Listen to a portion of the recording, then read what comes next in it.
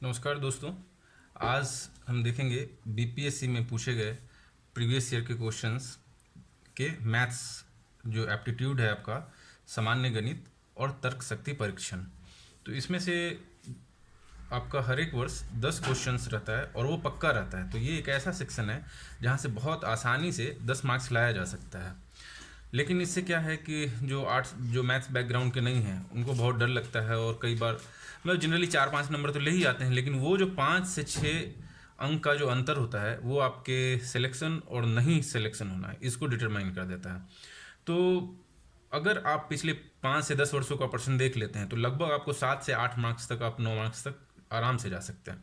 तो चलिए आज हम करते हैं 2019 में पूछे गए प्रश्नों को हल, और इससे हम साथ साथ एक अपना कंसेप्ट भी बिल्डअप करते जाएंगे कि इससे रिलेटेड अगर कोई भी क्वेश्चन इस बार की परीक्षा में पूछता है तो उसको हम कैसे बनाएं।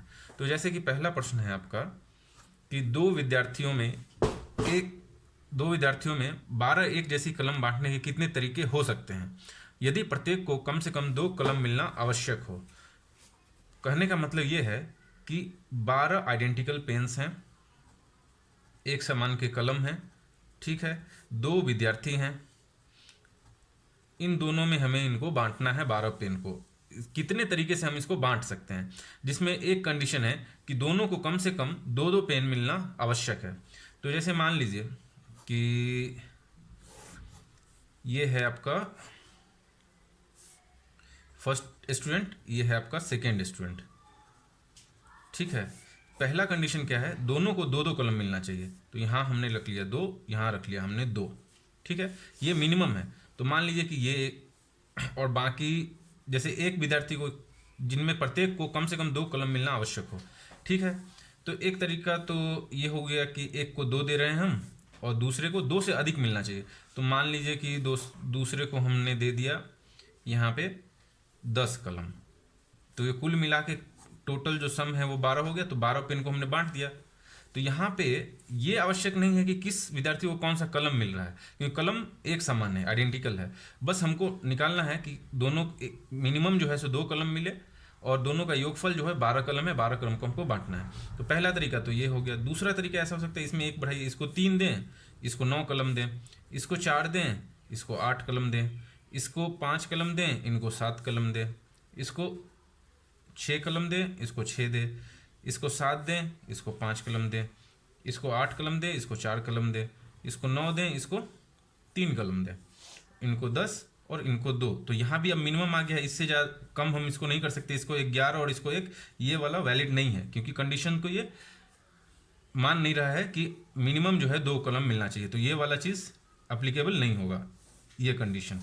तो कहाँ तक कंडीशन फुलफिल हो रहा है हमारा, यहाँ से यहाँ तक। तो यहाँ से कितने प्रकार हो गए, 1 तरीका, 2 तरीका, 3 तरीका, 4, 5, 6, 7, 8, 9। तो इसका उत्तर क्या हो जाएगा कि there are 9 ways in which we can distribute 12 identical pens among 2 students with the condition that every student gets at least 2 pens। तो ये सवाल आप समझ लिए। अगली बार आपको जैसे कि आप कमेंट में उत्तर देकर बताएं, जैसे आपके पास अगर 12 सेब हैं, 12 एप्पल्स हैं, ठीक है, और 3 स्टूडेंट में आपको बांटना है, ठीक है, और मिनिमम जो है एक स्टूडेंट को 3 एप्पल मिलना चाहिए। अब आप इसका उत्तर बना के दिखाएं। अगर आपसे नहीं बनता है तो आप कमेंट में इसको करें, मैं आपको अगले वीडियो में इसको बना के दिखाऊंगा। दूसरा सवाल ये है कि 2 वृत्त हैं, जैसे एक वृत्त ए है, सर्कल ए और सर्कल बी, ठीक है। अब इस सर्कल में जो है आपका एक का त्रिज्या जो है वो दिया हुआ है, मान लीजिए x, और दूसरे का जो त्रिज्या है वो दिया हुआ है y। क्वेश्चन में बता रहा है कि रेशियो, मतलब ratio of radius of circle A and B, ठीक है, इज इक्वल टू 1.5:1, ठीक है। और पूछ रहा है कि अगर ये दिया हुआ है तो आपको ratio of areas of circle क्या होगा। तो सबसे पहले आपको ये याद रखना पड़ेगा कि वृत्त का क्षेत्रफल जो होता है, सर्कल का जो क्षेत्रफल होता है वो क्या होता है। तो वृत्त का क्षेत्रफल होता है πr², जहाँ पे r क्या है, त्रिज्या है, या इंग्लिश में इसको रेडियस बोलते हैं, ठीक है। और पाई का जो मान होता है वो 22/7 जनरली लेके चलते हैं हम लोग। तो ये वाला आपको याद रखना है। इसी तरह आपको वृत्त से रिलेटेड एक दो और फॉर्मूला याद रख लेना है कि वृत्त का परिधि क्या होता है, परिधि या पेरीमीटर जिसको बोलते हैं, वो होता है आपका 2πr। ठीक है, ये चीज़ आपको ध्यान रखना है। दूसरा क्या होता है, वृत्त में जो है इस केंद्र, इसको बोलते हैं केंद्र, ठीक है, सेंटर, और ये है आपका परिधि जो चारों तरफ घूम रहा है। और यहाँ से केंद्र से लेकर के परिधि के किसी भी पॉइंट के बीच के डिस्टेंस को हम लोग बोलते हैं त्रिज्या। समझ गए। अब सवाल पे आते हैं। तो दिया हुआ है कि इनके त्रिज्याओं का जो अनुपात है वो है आपका x:y। तो x:y इज इक्वल टू कितना हो जाएगा, 1.5:1, या इसी को हम लोग ऐसे भी लिख सकते हैं कि x/y इज इक्वल टू 1.5/1। ठीक है। या दूसरे तरीके से अगर हम एक ही रेशियो में उसको वो व्यक्त करना चाहें तो ऐसे लिख सकते हैं कि माना कि अनुपात या रेशियो जो है x में है, तो त्रिज्याओं का अनुपात क्या हो जाएगा, त्रिज्याओं का अनुपात जो हो जाएगा वो हो जाएगा 1.5x, एक का त्रिज्या, इज टू 1x, ऐसा लिख सकते हैं हम लोग। तो a का त्रिज्या हो जाएगा आपका, सर्किल a का त्रिज्या is equal to radius is equal to 1.5x, और b का रेडियस जो हो जाएगा त्रिज्या वो हो जाएगा 1x या x, कुछ भी लिखें। अब इसका अगर क्षेत्रफल निकालना चाहें हम तो क्षेत्रफल इज इक्वल टू क्या होता है, area of circle A will be equal to πr², ये हो जाएगा पाई इंटू 1.5x², और एरिया ऑफ बी जो हो जाएगा वो क्या हो जाएगा, पाई इंटू 1x²। ठीक है। अब इन दोनों का रेशियो, तो area A by area B, ये हो जाएगा आपका पाई इंटू 1.5 इंटू 1.5x², और नीचे में हो जाएगा पाई स्क्वायर होगा ना, नहीं पाई इंटू x², ठीक है, ये पाई ही रहेगा, और ये pi into 1 into 1 into x², cut गया, पाई और पाई कट गया, ये हो जाएगा आपका 15 है 225, तो 2.25/1, या इसी को हम लिख सकते हैं 2.25:1 का रेशियो। तो ये हो जाएगा आपका उत्तर। अगर इसी सवाल को दूसरे तरीके से दिया होता, आप बना के बताएं, मैं क्वेश्चन देता हूँ कि दो वृत्त का, दो सर्कल का जो परिधि है, पेरीमीटर है, वो जो है आपका वो रेशियो में है 1.5, या मान लीजिए कि 3:1। ठीक है, मतलब दो वृत्त का परिधि जो है वो 3:1 में है। तो इनके क्षेत्रफल का अनुपात क्या होगा। अगर सवाल ना बने तो कमेंट करें। तो ये दो सवाल हमने देखा। अब इससे रिलेटेड अगर ऐसा क्वेश्चन पूछता है या इसको दूसरे तरीके से अगर क्वेश्चन पूछता है तो वो हम बना सकते हैं। अब चलिए हम नेक्स्ट सवाल देखते हैं। ठीक है, नेक्स्ट सवाल है आपका तीसरा, कि एक नल जो है, नल एक, ये जो है 3 घंटे में एक टंकी को, मान लीजिए ये टंकी है, इस टंकी को ये 3 घंटे में भर देता है। दूसरा नल जो है, सेकेंड नल, वो जो है 4 घंटे में इस नल को खाली कर देता है। ठीक है। तो यदि टंकी 1/3 भरा हुआ हो, मतलब टंकी यहाँ तक भरा हुआ हो, 1/3 फुल है, तो बाकी के टंकी को भरने में कितना समय लगेगा अगर हम दोनों को चालू कर देते हैं। मतलब इसको ऐसे बना सकते हैं आप, जैसे ये एक नल है खुला हुआ है, और यहाँ से एक नल है जिसको हम, ये भर रहा है नल को, टंकी को, और ये नल जो है खाली कर रहा है इसको। ठीक है। तो इसमें जनरली क्या करते हैं कि जो आपको नल 1 और नल 2 का जो बताया गया है कि कितने घंटे में भर सकता है, खाली कर सकता है, उसका एलसीएम ले लेते हैं। 3 और 4 का एलसीएम क्या हो जाएगा, ये हो जाएगा 12। तो हम मान लेते हैं कि माना कि टंकी में जो पानी भरने का जो वो होगा, वॉल्यूम होगा टंकी का, जो कुल कैपेसिटी है वो है 12 लीटर। ठीक है।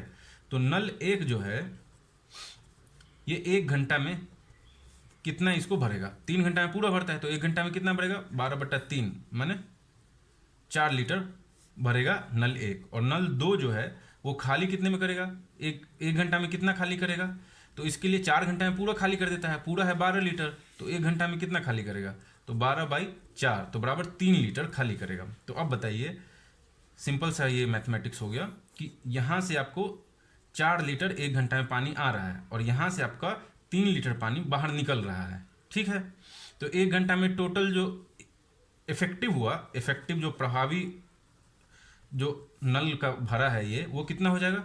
तो 4 लीटर माइनस 3 लीटर, मतलब 1 लीटर 1 घंटा में भर रहा है, प्रति घंटा भरा जा रहा है अगर दोनों नल को एक साथ चालू करें तो। अब क्वेश्चन क्या दिया हुआ था कि 1/3 भरा हुआ है नल। ठीक है, 1/3 मतलब क्या हो गया? 12 लीटर हमने माना था पूरा इसका आयतन कैपेसिटी, तो 12 गुना 3 1/3 माने 4 लीटर जो है इसमें ऑलरेडी भरा हुआ है। तो बाकी कितना बचा? तो 12 माइनस 4 बराबर 8 लीटर बचा हुआ है भरने के लिए। और हम यहाँ से निकाल चुके हैं कि एक खाली करेगा एक भरेगा, किस रफ्तार से? 1 लीटर प्रति घंटा की रफ्तार से। तो 8 लीटर को भरने में कितना समय लगेगा? 8 घंटा, सिंपल है। तो ये हो गया आपका 8 घंटा आंसर। ठीक है, नेक्स्ट आपका चौथा क्वेश्चन देखते हैं। इसमें हम कोशिश क्या करेंगे कि हर वीडियो में आपको पिछले 1 वर्ष का जो पूछा हुआ क्वेश्चन है, जैसे 10 क्वेश्चन पूछा जाता है तो उस 10 क्वेश्चन को पूरा हम आपको बताने की कोशिश करें। ठीक है, अगला है सीरीज आपका, जैसे 1, 3, 9, 15, 25, 35 और 49। ठीक है, इसका अगला जो सीरीज में अंक आएगा वो क्या होगा? तो इसको जनरली क्या करते हैं हम लोग कि देखते हैं कि इन दोनों के बीच का डिफरेंस क्या है, या इन दोनों के बीच संबंध क्या है, इन दोनों के बीच संबंध क्या है, इन दोनों के बीच संबंध क्या है। अगर दो में नहीं मिलता है तो पहला और तीसरे में संबंध खोजते हैं, तीसरे और पांचवें में संबंध खोजते हैं। ठीक है, तो इसको देखिए कैसे लिख सकते हैं। 1 को हम लिख सकते हैं 1 का स्क्वायर। ठीक है, 9 को लिख सकते हैं 3 का स्क्वायर, 25 को लिख सकते हैं 5 का स्क्वायर, 49 को लिख सकते हैं 7 का स्क्वायर। तो ये तो पता हो गया कि ये जो है ऑड नंबर में आपका श्रृंखला जो है अल्टरनेटिव नंबर बढ़ रहा है कि नहीं? तो ये वाले का अगर पूछता तो बता देते, लेकिन इसमें हमको क्या है, इवन नंबर वाले में मतलब 3 के बाद 15 आ रहा है, यहाँ 35 आ रहा है, तो ये वाला क्या होगा वो पूछ रहा है। 3 को कैसे लिखा जा सकता है? चूंकि ये स्क्वायर वाला सीरीज है तो स्क्वायर से रिलेटेड हम सोचने की कोशिश करते हैं।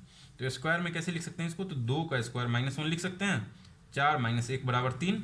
इसी तरह 15 को क्या लिख सकते हैं हम लोग? 4 का स्क्वायर -1 लिख सकते हैं ना जी, 16 - 1 बराबर 15। 35 को क्या लिख सकते हैं? 6 का स्क्वायर -1 मतलब कि 36 - 1 बराबर 35। इसी तरह अब इसका अगला क्या होगा? ये देखिए कैसे सीरीज भर रहा है, 2, 4, 6, तो यहाँ क्या हो जाएगा 8। तो 8 का स्क्वायर -1 मतलब 64 का -1 बराबर 63। तो इसका आंसर क्या हो गया? 63। समझ रहे हैं कि नहीं समझ रहे हैं? अगला क्वेश्चन आपका पांचवा क्वेश्चन है कि एक आयत है, आयत मतलब रेक्टेंगल। अब रेक्टेंगल से रिलेटेड आपको चीज़ें पता होनी चाहिए, 2-4 चीज़ें। रेक्टेंगल में इसको लेंथ बोलते हैं, इसको ब्रेड्थ बोलते हैं, मतलब इसको लंबाई बोलते हैं, इसको चौड़ाई बोलते हैं, इसको इसका विकर्ण या डायगोनल बोलते हैं। हिंदी में विकर्ण और इंग्लिश में डायगोनल। जनरली आपको इसी सबसे घुमा फिरा के क्वेश्चन रहता है। इसके बीच में ये जो एंगल है ये है आपका 90 डिग्री का। ठीक है, सबसे पहले हम 2-3 फार्मूला देख लेते हैं क्या होता है। तो रेक्टेंगल का जो क्षेत्रफल होता है वो होता है L × B, लंबाई गुना चौड़ाई। जो इसका परिधि होता है या पेरीमीटर जो बोलते हैं हम लोग, वो पेरीमीटर क्या होता है इसका?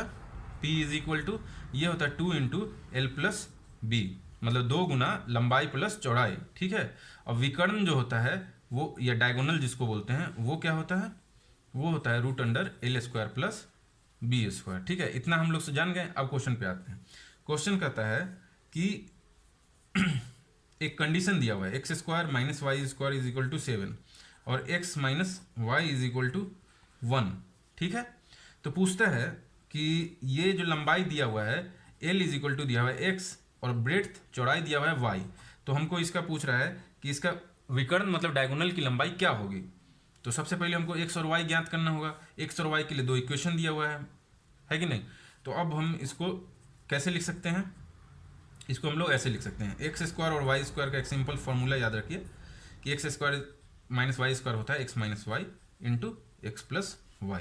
अब जो प्रश्न में दिया हुआ है वहाँ से x² - y² = 7 दिया हुआ है, तो हम इसको लिख सकते हैं x - y × x + y = 7।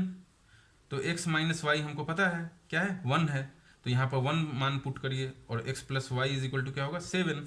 तो इससे हम लोग क्या निकाल लिए कि x + y बराबर जो है वो 7 है, पहला इक्वेशन। दूसरा इक्वेशन दिया हुआ है x - y बराबर जो है 1 है।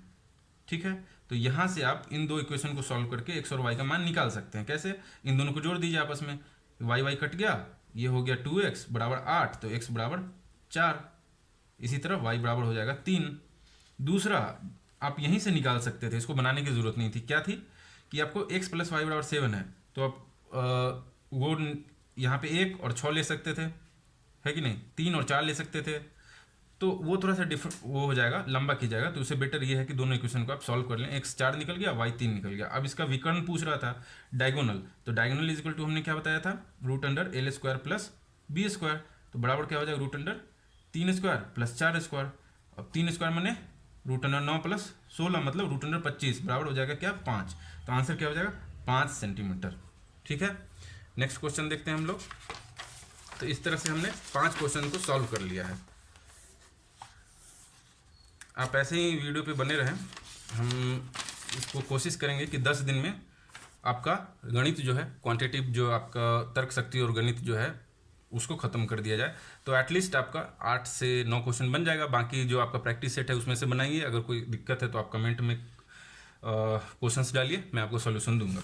ठीक है, नेक्स्ट क्वेश्चन है आपका कि x cube minus Y cube बराबर 117/8 दिया हुआ है, तथा x माइनस वाई बराबर 3/2 दिया हुआ है।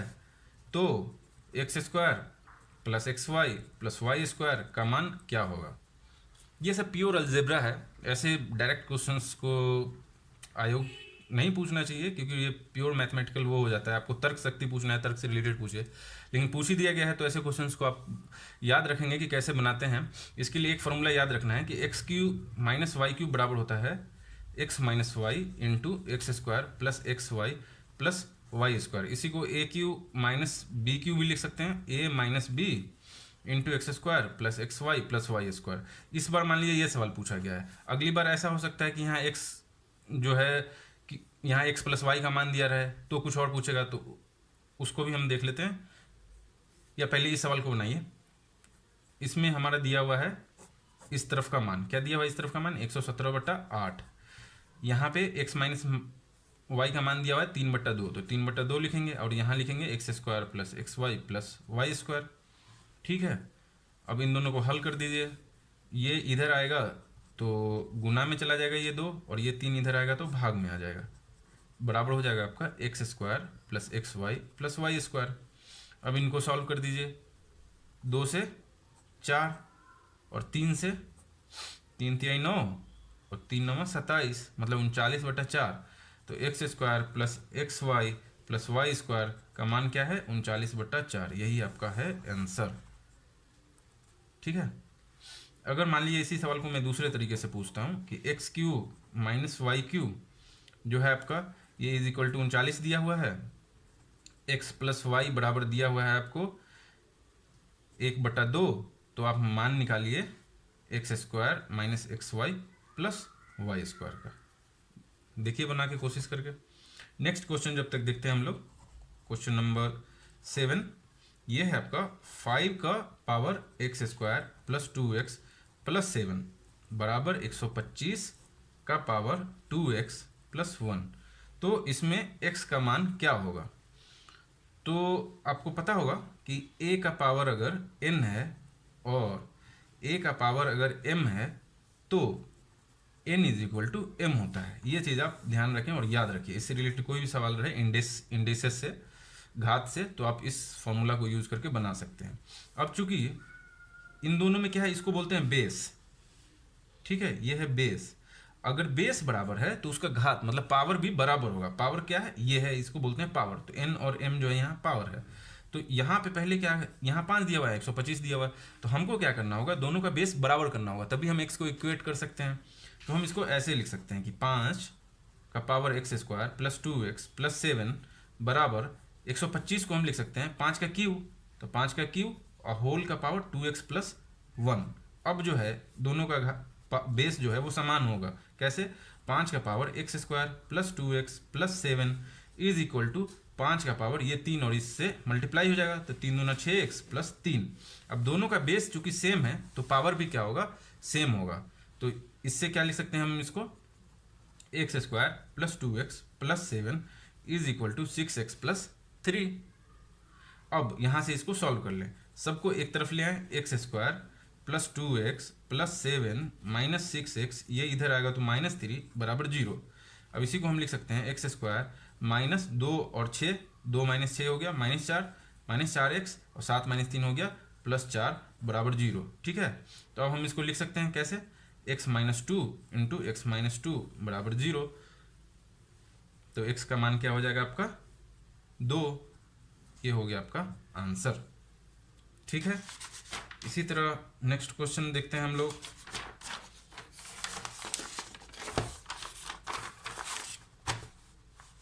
नेक्स्ट क्वेश्चन है आपका कि दो रेलगाड़ी है, ट्रेन ए और ट्रेन बी। ट्रेन ए जो है इधर से आ रही है और ट्रेन बी जो है इधर से आ रही है, दोनों एक दूसरे के विपरीत दिशा में है। ट्रेन ए की लंबाई 150 मीटर है और ट्रेन बी की लंबाई 150 मीटर है। ठीक है, इसका जो चाल है, गति है, वो 90 किलोमीटर प्रति घंटा, इसका भी चाल 90 किलोमीटर प्रति घंटा है। तो दोनों रेलगाड़ी को एक दूसरे को पार करने में कितना समय लगेगा? तो अगर विपरीत दिशा में जा रहा है तो इसमें फॉर्मूला होता है, दोनों रेलगाड़ियों की लंबाई, ठीक है, इन दोनों को प्लस करना है, सम करना है, लंबाई का योग बाई, क्योंकि अपोजिट डायरेक्शन में है तो यहाँ पे जो गति दिया हुआ है, चाल दोनों का, उन दोनों का योग हो जाएगा। अगर दोनों सेम डायरेक्शन में होता तो क्या होता है, माइनस हो जाता। अब देखते हैं, क्योंकि ये मीटर में दिया हुआ है लंबाई और चाल दिया हुआ है किलोमीटर प्रति घंटा में, तो इसको सबसे पहले हमको क्या करना पड़ेगा, किलोमीटर प्रति घंटा को मीटर प्रति सेकंड में बदलना होगा।